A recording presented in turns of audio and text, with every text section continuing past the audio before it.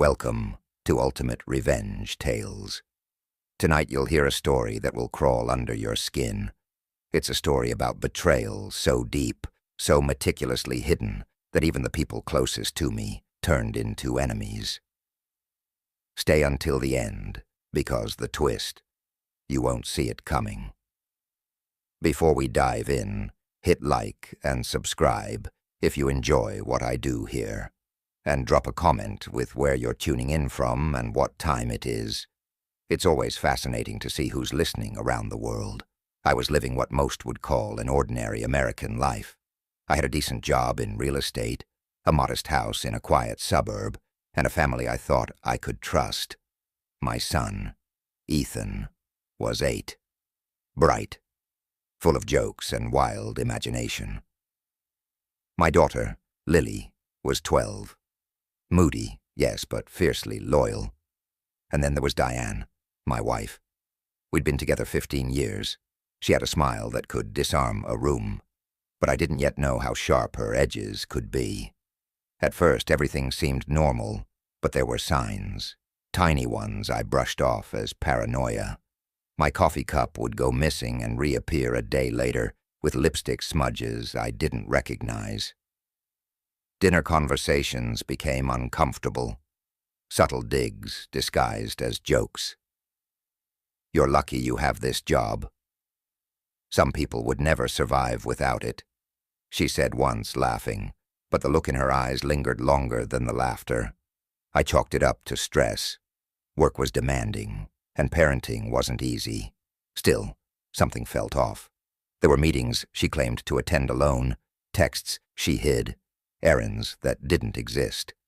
At night, I'd lie awake, hearing the faintest click of the back door and footsteps in the hall, thinking it was Ethan or Lily, only to find her gone. She'd return hours later with excuses so casual they almost sounded believable. Almost. One evening, Ethan fell asleep, clutching a drawing he'd made for me. I kissed his forehead and whispered how proud I was.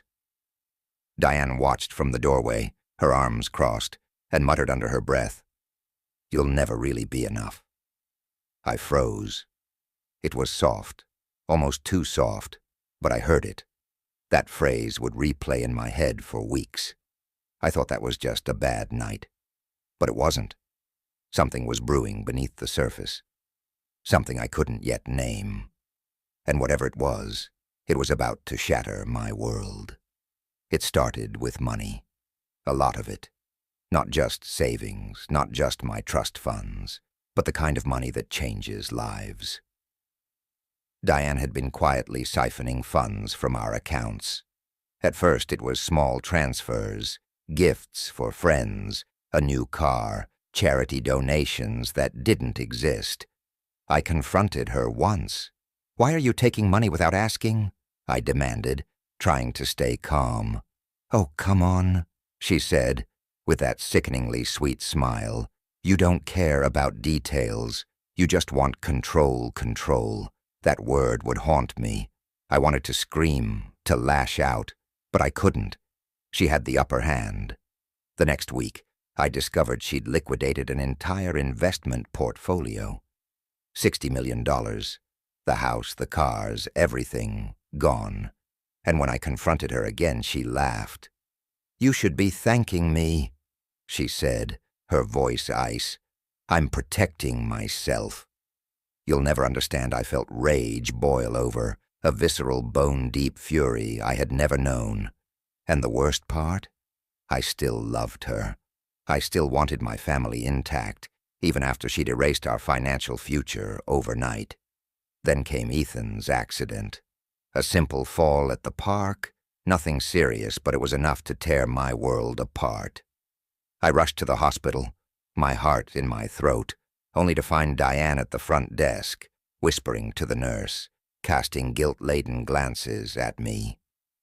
"I tried to warn him," she said, her eyes. At first I considered simple retaliation, cutting her off, exposing her to family and friends.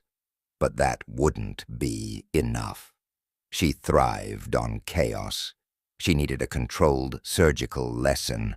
I needed her to feel the same helplessness I'd felt, multiplied. I began small, tracking credit card activity, watching who she called, subtly manipulating her schedule to see how she reacted. She became predictable, arrogant even. That arrogance would be her undoing. Then I found her secret, a hidden account, a network of offshore investments. I traced every dollar, every transaction. Diane thought she was invisible, but she wasn't. And every day my plan grew more precise. I rehearsed scenarios. What if she caught me? What if Ethan or Lily were affected? I considered the risks and mitigated them, ensuring a safety net for my kids. They were the only innocent in this entire nightmare. I still had moments of doubt. Was I becoming like her? Dark, vicious, but no. She left me no choice. She made me this way. And if my plan failed, I'd lose everything. Not just the money, but my dignity, my family, my very sense of self. If you're still here, you're my kind of person. Hit like, and let's go deeper into the plan. The final pieces fell into place over the next 3 months. Every move choreographed, every contingency accounted for. Diane thought she was untouchable, but I'd been waiting in the shadows, waiting for the perfect moment. And then it arrived, an ordinary evening that would turn into the stage for her undoing. The night began like any other. Diane was hosting a charity gala, flaunting her wealth and influence. I blended into the crowd, invisible, unnoticed. Every detail I needed, the caterers, the security, the timing of her speeches I had memorized. I executed it like a ghost, subtle misdirection, carefully timed financial leaks, and anonymous tips to journalists who had long been suspicious of her dealings. Within hours, her world unraveled. Sponsors pulled out, accounts were frozen, and news broke about the $60 million missing from what everyone believed was a secure family trust. Diane's shock was exquisite. She tried to charm, to manipulate, to deflect, but I'd left nothing to chance. Her phone lines were monitored, her calls exposed. Every lie she told only made her guilt more obvious. She was unraveling, piece by piece, right before my eyes. And then the twist. In the aftermath, as Diane sat humiliated in the center of the room, I realized something I hadn't anticipated. The $60 million she had stolen? She hadn't been after me at all. She had been hiding it from someone else, someone far darker than either of us. I had destroyed a fortress built not to entrap me, but to protect her from her own past. In that moment, I understood. I had become the monster. The carefully planned vengeance that I had poured my soul into had nothing to do with justice. It was pure, untempered darkness. And Diane, she smiled at me, finally seeing me as I truly was. As dangerous, as unrelenting, as cold as she had always claimed. I walked away that night with nothing but the echoes of betrayal and the weight of my own darkness. Justice was served, but not in the way I imagined. I had thought I was correcting a wrong, protecting my family, reclaiming what was mine. In reality, I had crossed a line from which there was no return.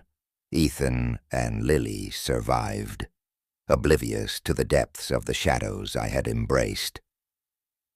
Diane disappeared from my life, but not before leaving a mark, a reminder that vengeance once tasted becomes addictive, corrosive, and blinding.